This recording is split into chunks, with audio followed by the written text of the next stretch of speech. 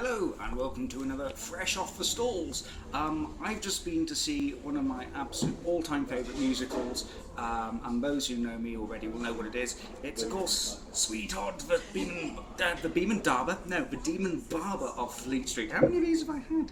Anyway, it's on right now at the Twickenham Theatre, brand new. The stalls are probably fresher than I am.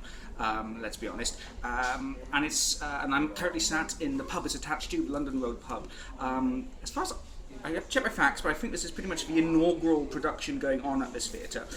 Twickenham has been theatreless apparently for some time, and that's a bad thing. But there's no more.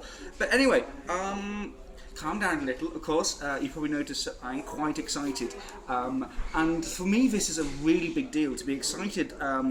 By yet another production of one of my favourite musicals.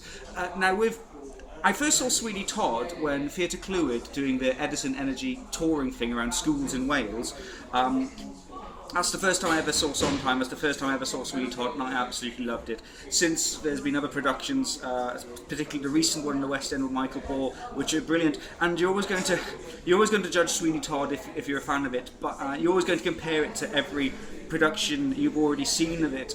But I'm going to have to say that this is actually going to be a production, and I think I'm going to mark other productions of Sweeny Todd from. This is absolutely amazing. Now, the Twickenham Theatre is absolutely tiny. It can hold about 50 people.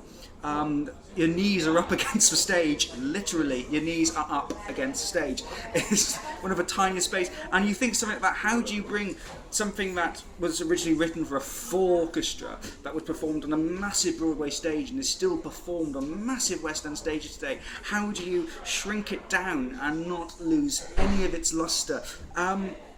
You get theatre. I'm too excited to do this. You get producers David Adkin and Tony Green involved. That's how you do it. This is one of the most ambitious, inventive and tenacious fringe productions I've seen. There's so much hidden in the set, there is so much ingenuity, there is so much effort that has gone into every inch of this production. The stage is about 3 foot high, yet somehow people still go into them. Somehow there's still a working chair, and I've seen several chair contraptions, most of them dropping their victims down into the bakehouse, but they've ended up doing something really quite original and really have worked with the fact that there's so little space here. It's marvellous. Let me try and pry it apart a little and a bit more structured than me prattling on like this. First of all, one of the big pulls of this is the fact that David Badella is in the title role. Now, I love Badella, I think he's fantastic. Everything from Holby City to Frankfurter to the warm-up guy from Jerry Springer the Opera, which I think is his most well-known and most celebrated role. He's brilliant to have a chance to sit in such close quarters and really hear his velvet voice is fantastic. However, he might be the pull, but I don't think he's the best thing in this, and that's quite a shocking thing to say, and I'll explain a bit more later. Well, now actually, I'll explain a bit more now. I think he is upstaged by not even that much, smaller than that. He's upstaged smaller than that by a brilliant supporting cast. I gotta say, the guy playing the Beadle, Chris Coleman, he's like a sort of manic and vicious Larry Grayson, who is absolutely wonderful to watch, especially playing against Judge Turpin, Mark Mercaracha. I probably said that wrong. Who is actually just nuts. But what I love about this is that the characterizations of Todd and Lovett particularly. Todd is always a very sort of foreboding man, and Lovett's always a little bit unhinged, but here it's nothing like that. Todd is actually quite unassuming, quite ordinary. You don't actually feel intimidated of him by all at any points. He just kind of bumbles around as some sort of ordinary guy who's a bit pissed off a little. That's probably the oddest thing about this. It's a really different characterization to what's there. It does kind of work, especially when the bits where Todd/Badella really lose it. It's just kind of like, okay, it's becomes such a juxtaposition. It really sort of pricks your ears up a little. It's probably the thing that works least, and that's not to say it doesn't work. It's just a little odd. I don't think I quite got into it. To be totally honest, I didn't quite get into Todd here as I have in other productions, but he was still a joy to watch. I just absolutely love his voice. It just makes me melt every time I hear him sing. But I think hats off, who absolutely, totally and 100% steals the show, is Sarah Ingram as Mrs. Lovett. Now I love what director, let me find the name, Derek Anderson has done here. As I said, Lovett's always played as sort of a little bit mad, a little bit not there. I mean, you think back to sort of Lovett's like Angela Lansbury particularly, but here Mrs. Lovett is in complete control of all her faculties and is possibly the most conniving and vicious Mrs. Lovett I've seen, and it's marvellous. It's a total break from the norm. It's absolutely beguiling, and Sarah Ingram just handles it just brilliantly. You really get the sense here that she's the mastermind behind everything and not Todd, which then sort of complements the fact that he's not as foreboding and not as intimidating in this. He's kind of been strung along almost by Mrs. Lovett, and that's great. Set, brilliant. I've never... Because there's so many scenes, there's so many places in it, and in this thing you just got the sort of room and everything's sort of imagined and conjured. Things literally spring up from the floor, and other things as well. Like, I love the final scene. They actually had water dripping onto drain covers from the ceiling, which was just a marvellously oral effect, and really loved, and really sort of created that atmosphere, this sort of really intense and messed up ending.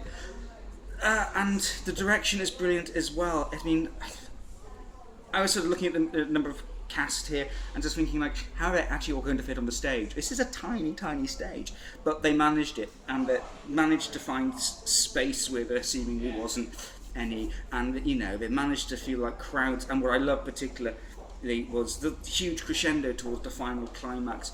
It was manic. It actually felt it felt unnerving, especially when you bring in Sondheim's music.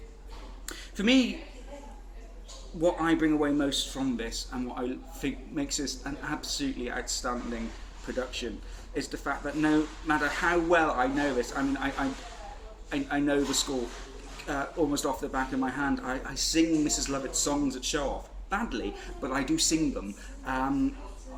But for me to still sit there, and for me to still be utterly engrossed, utterly enthralled, utterly thrilled, even though I know exactly what's going to come next, it's just a total coup de grace.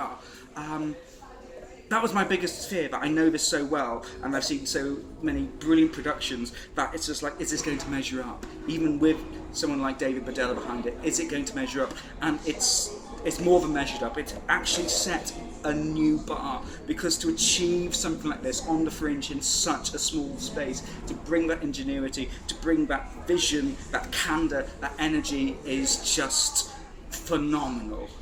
And I can't really say much more. I think I'm really going to have to sort of like tone it down a bit for my actual written review. There's so many great things here to say, and I've had a fantastic evening. Even though I've actually got a bit of a cold at the moment, I've literally had to sort of force myself to come here as I've taken because I'm just feeling quite rotten. But it's actually completely lifted my spirits and actually made me feel better. Beat that Lemsip. Go, absolutely go, and book soon. This is going to sell out. This is probably one of the most fantastic things to happen in the Fringe, and in a fantastic new space, in a place that has been a bit of a theatre black spot. You couldn't have gotten off to a better start. One thing to mention: if you are going to sit stage left and in the front row. First row may get a bit wet, and when I say wet, I mean a bit blood splattered. You've probably noticed this on my hand as I've been flailing about. This is fake blood, so don't wear your glad rags, because I think this will wash out easily. And I also got kicked in the knee by Anthony, and given how handsome he is, I'm probably never going to wash that knee again. Don't worry, I will.